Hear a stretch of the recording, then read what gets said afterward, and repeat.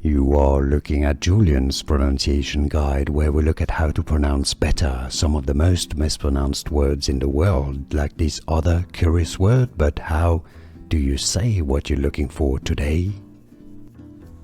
We are looking at how to pronounce these names. We'll be looking at how to say more confusing vocabulary, including from cooking and food names. Stay tuned. Two different ways, in fact, of pronouncing it in English.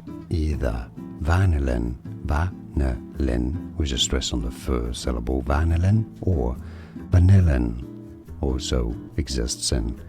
It's correct, vanillin or vanillin.